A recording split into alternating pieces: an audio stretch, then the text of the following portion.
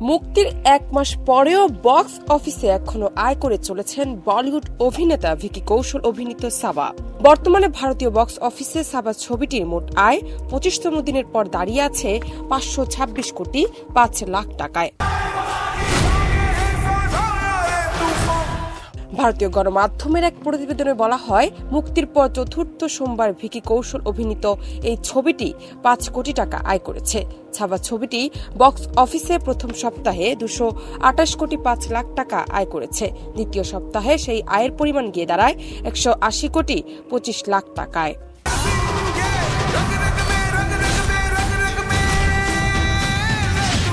দেশ জুড়ে তোলপাড় ওয়ালটন ফ্রিজ কিনে আপনিও হয়ে যেতে পারেন মিলেনিয়ার। তৃতীয় সপ্তাহে ছবিটি আয়ের পরিমাণ ছিল 84 কোটি 5 লাখ টাকা। চতুর্থ শুক্রবার এটি 6 কোটি 25 লাখ টাকা আয় করেছে। শনিবার সেই আয়ের পরিমাণ বেড়ে যায় 13 কোটি 50 লাখ টাকায়। রবিবার চ্যাম্পিয়ন্স ট্রফির ফাইনাল থাকায় আয়ের পরিমাণ কিছুটা কমে। এদিন ছত্রপতি সম্ভাজি মহারাজের বায়োপিক ঘরে মাত্র 8 কোটি 50 লাখ টাকা তুলতে পেরেছে।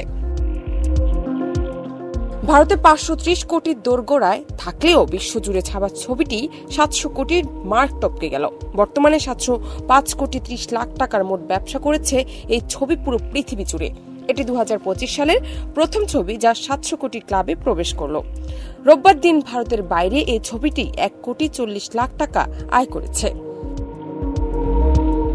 ছাবা ছবিটির পরিচালনা করেছেন লক্ষণ উটিকের, দীনেশ বিজন প্রযোজনা করেছেন ছবিটির। ছত্রপতি সম্ভাজি মহারাজের চরিত্রে ধরা দিয়েছে ভিকি কৌশল। তার স্ত্রীর চরিত্রে আছেন রশ্মিকা মান্দানা। জান্নাত নিপু, দেশ রূপান্তর।